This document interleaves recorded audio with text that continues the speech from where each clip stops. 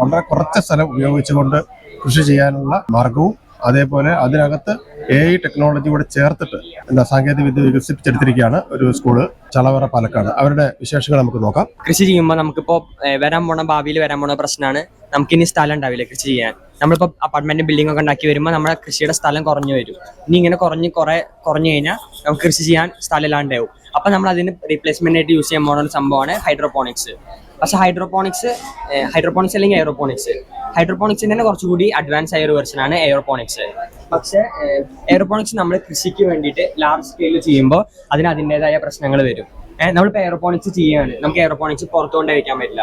നമ്മളൊരു green house ഉണ്ടാക്കിയിട്ട് ആ ഗ്രീൻ ഹൗസിലാണ് എയറോപോണിക്സ് വെക്കുക. പക്ഷെ അപ്പോൾ അവിടേക്ക് വരുന്ന ലൈറ്റ് ഓട്ടോമാറ്റിക്കലി കുറയും. അപ്പോൾ നമ്മൾ എക്സ്റ്റേണൽ ലൈറ്റ് വെച്ച് കൊടുക്കണം ഫോട്ടോസിന്തസിസ് സപ്പോർട്ട് ചെയ്യാൻ വേണ്ടിയിട്ട്. അതേപോലെ തന്നെ എയറോപോണിക്സ് റൂട്ട്സ് സസ്പെൻഡ് ചെയ്ത് കിടക്കുക ചെയ്യുക. അതിന് നമ്മൾ ന്യൂട്രിയൻസ് ഉള്ള വാട്ടർ സ്പ്രേ ചെയ്യുക.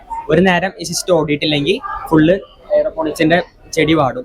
രണ്ടാമത്തെ നേരം ആണെങ്കിൽ ചെടി ഉണങ്ങാൻ തുടങ്ങും. അങ്ങനെ കുറെ പ്രാക്ടിക്കലി ആയിട്ട് ചെയ്യുമ്പോൾ കുറെ പ്രശ്നങ്ങൾ എയറോപോണിക്സിന് വരും. അതിനുള്ള ഒരു സൊല്യൂഷൻ എന്ന രീതിയിലാണ് ഞങ്ങൾ പ്രസന്റ് ചെയ്തത്. ഇതിപ്പോ എയറോപോണിക്സ് തന്നെ ബട്ട് മോഡേണൈസ്ഡ് ആയിരുന്നു. കാരണം ഒരു AI ഫുൾ എയറോപോണിക്സ് മോണിറ്റർ ചെയ്തുകൊണ്ടിരിക്കും. എന്നിട്ട് ഇപ്പൊ ഫസ്റ്റ് സ്റ്റെപ്പിൽ AI ഏതാണ് പ്ലാന്റ് എന്നും ആ പ്ലാന്റിന്റെ ഏജും നോക്കും. ഇപ്പൊ ഓരോ പ്ലാന്റിനും അവരുടെ പ്ലാന്റിന്റെ ടൈപ്പും ഏജും അനുസരിച്ചിട്ട് ഫോട്ടോസിന്തസിസിന് ഒപ്റ്റിമൽ ആയിട്ടുള്ള സ്പെക്ട്രം മാറും. വൈറ്റ് ലൈറ്റ് ശരിക്കും ആവശ്യമില്ല. ഇപ്പോൾ ഈ പ്ലാന്റ്സിന്റെ ഏജ് വെച്ചിട്ട് വന്നൊരു സ്പെക്ട്രാണ് ഓട്ടോമാറ്റിക്കലി AI ഡിസൈഡ് ചെയ്ത സ്പെക്ട്രാണ് ഈ കാണുന്ന ഒരു കളറ്. അങ്ങനെ ഇതിൽ വരുന്ന റീഡിങ്സ് ഇതിൽ നമുക്ക് ലൈവ് ടൈം കാണാൻ പറ്റും.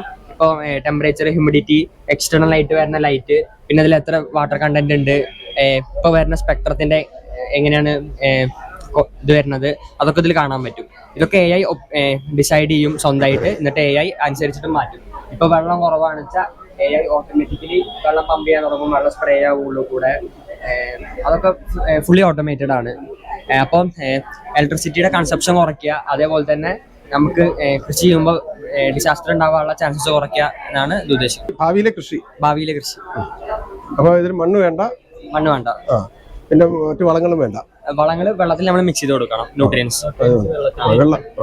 അപ്പോൾ ഇത് കൃഷി സ്ഥലം ഇല്ലാതെ ചെയ്യാം. കൃഷിസ്ഥലം കുറവ് മതി.